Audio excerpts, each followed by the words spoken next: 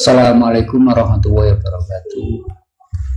Baik Bapak Ibu Guru, kali ini saya coba akan review sebuah aplikasi BK, yaitu bimbingan konseling ya, yang mana aplikasi ini nanti bisa ya Bapak Ibu konselor untuk ya menggunakan aplikasi ini sehingga dapat membantu kegiatan dalam memberikan pelayanan kepada siswa-siswinya di sekolah terkait dengan ya konseling.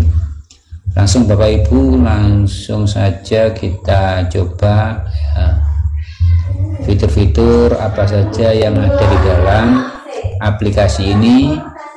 Yang pertama, aplikasi ini ya menggunakan program Microsoft Excel ya, jadi memang tampilannya sangat ya minimize, kecil ya, namun isinya fitur-fiturnya ya cukup lengkap dan komplit ya, dan bisa dijadikan Bapak Ibu konselor untuk referensi ya bimbingan dan konseling. Ya, di antara fitur-fiturnya yang pertama ada data master dan fitur-fitur ya, ini di antara data master itu ada data lembaga ya, data master, data lembaga atau identitas lembaga ini digunakan untuk mengisi ya nama lembaga. Kemudian data master ya, ini berisi ya data semester, data paralel kelas, kemudian pengaturan kop atau surat, pengaturan kop bawah cover, kemudian penyebutan dan bidang bimbingan konseling layanan. Jadi ini. Kemudian ada ya data master untuk mengaktifkan semester ya. Jadi semester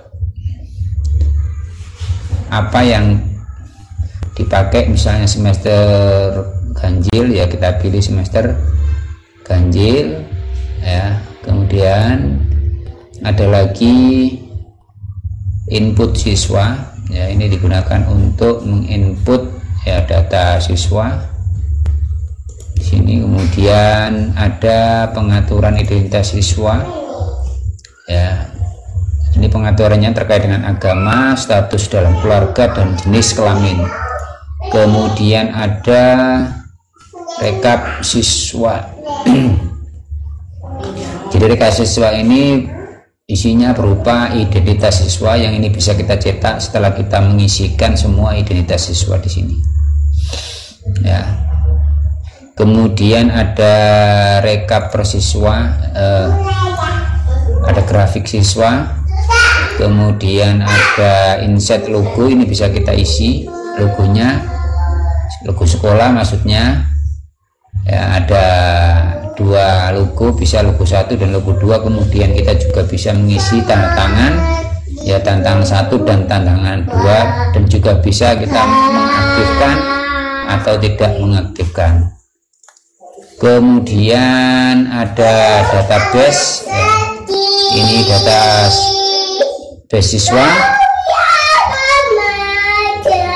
Kemudian ada fitur-fitur ya, fitur-fitur ini berisi ada 7 ya fitur. Di antaranya adalah fitur layanan bimbingan konseling ya. Kemudian fitur sosiometri yang bisa kita gunakan untuk mengukur ya hubungan sosial. Kemudian daftar cek masalah atau disingkat dengan DCM. Kemudian ada poin tata tertib. Poin tata tertib ini berisi manajemen pelanggaran siswa ya, pelanggaran tata tertib. Kemudian ada kunjungan rumah. Kunjungan rumah ini digunakan untuk manajemen home visit.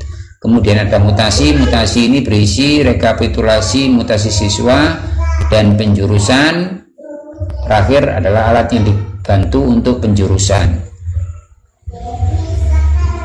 Untuk fitur yang pertama, layanan bimbingan konseling ini nanti berisi ini ada input layanan.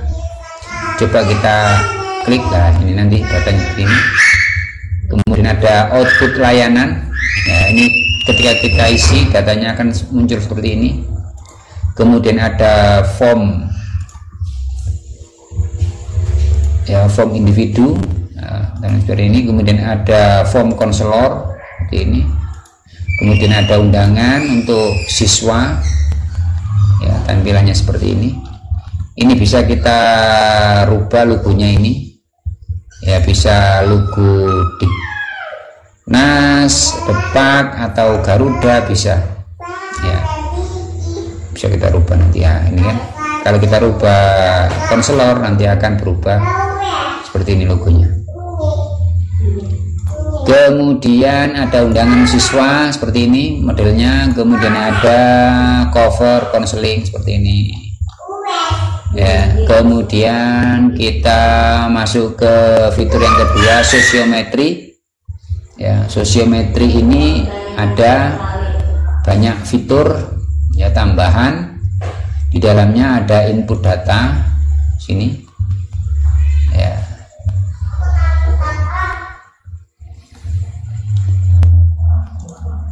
Jadi alat untuk mengukur hubungan sosial, kemudian pengaturan di sini, ini alurnya.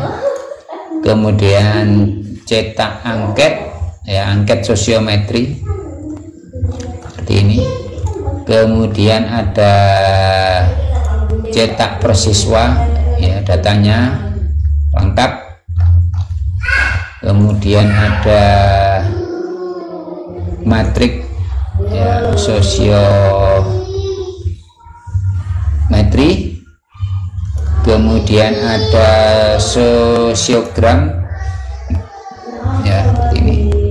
Kemudian ada sosio kontroversial seperti ini. Kemudian ada indeks sosiometri.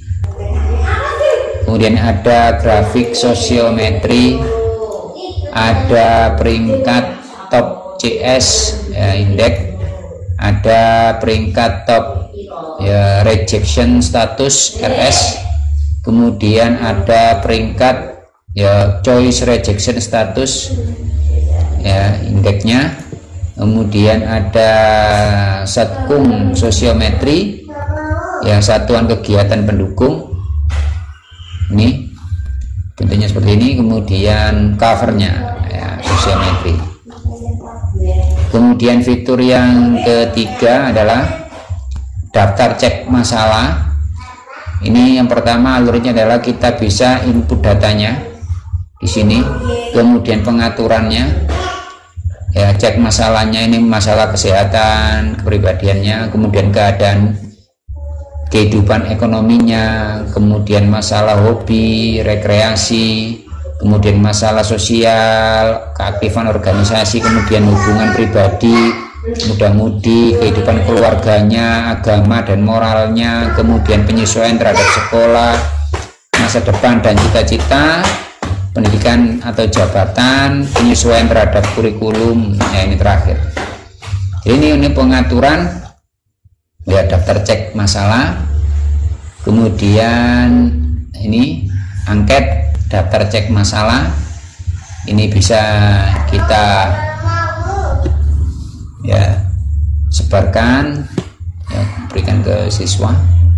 Kemudian analisisnya ini seperti ini, ya, misalnya si A, misalnya, ya, kondisinya seperti apa, ini akan dijabarkan di sini. Kemudian grafik, ya, grafik analisis masalahnya, rekap per kelas, kemudian grafik per kelas, dan terakhir covernya, ya, daftar cek masalahnya. Kemudian fitur keempat, tata tertib, ya.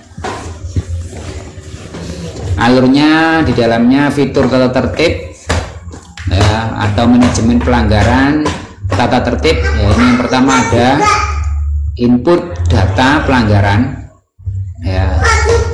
Kemudian ada pengaturan poinnya, contoh misalnya keterlambatan, terlambat 1 kali, terlambat 2 kali dan seterusnya. Kemudian kehadiran, kelengkapan pakaian, kepribadian, ketertiban, ya, merokok, buku masalah, ya, senjata, obat, minuman terlarang, perkelahian atau tawuran, perjudian, keterlambatan, panggilan orang tua dan seterusnya. Ini di sini pengaturannya, data poinnya.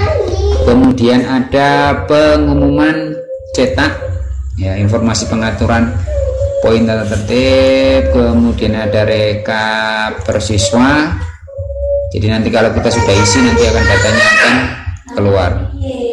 Ya, contohnya Hajar ya. Lah ini akan muncul ya. Kemudian ada rekap per kelas seperti ini. Poinnya berapa? Ini akan kelihatan semuanya. Kemudian ada rekap grafik poin per kelas. Ya ini yang datanya sudah dimasukkan. Kemudian ada kartu poin, ya, ada lagi peringkat, ya, pelanggaran yang terbanyak. Nah ini. Kemudian ada top frekuensi pelanggaran yang paling banyak. Kemudian ada surat siswa, surat orang tua, surat perjanjian, cover point, ya ini semuanya sudah lengkap, ya, bisa digunakan, ya, covernya. Kemudian kunjungan rumah, ya, kunjungan rumah ini alurnya berisi data. Yang pertama input data ini, kemudian form kunjungan rumah, ya, ini nanti bisa diisi di entry. Kemudian rekap kunjungan persiswa, ya, mulai dari tanggalnya, alamat rumahnya, jamnya, sampai, ya, catatan khusus semuanya ada. Kemudian ada grafik kunjungan, ada shop kunjungan, standar operasional kunjungan, ini sudah juga disertakan. Kemudian pedoman wawancara ini juga ada. Kemudian ada cover kunjungan rumah, nah ini, atau home visit, ya. Kemudian ada mutasi, nah, ini berisi data-data. Yang pertama adalah input mutasi siswa, yang kedua input mutasi keluar, grafik dan cover, ya.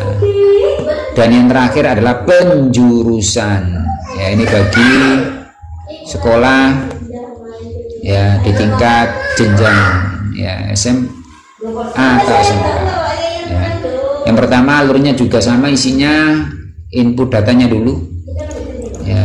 Ini penjurusannya biasanya apa, mata pelajarannya bahasa Inggris, bahasa Indonesia, matematika, IPA, IPS dan lain sebagainya, tes psikologi, ya, minat, kemudian kondisi orang tua dan wali kelas seperti ini, ya, ini nanti hasilnya seperti apa ini. Kemudian pengaturan penjurusan seperti ini. Kemudian ada cetak angket, ya, ini seperti ini. Kemudian ada surat rekomendasi, ya, penjurusannya. Kemudian rekap per kelas, kemudian panduan singkat, dan yang terakhir cover, ya, seperti biasanya, ya. Jadi aplikasi ini berbasis Excel, namun, ya, kaya akan fitur dan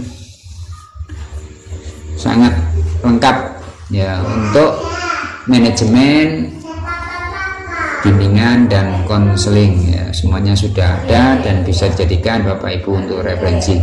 Baik, demikian, ya, review aplikasi bimbingan konseling, dan bisa digunakan untuk mulai dari jenjang, ya, kelas sekolah tingkat, ya, bisa MI, SD, MI, SMP, MTS, SMA dan SMK, ya, maupun madrasah aliyah, ya.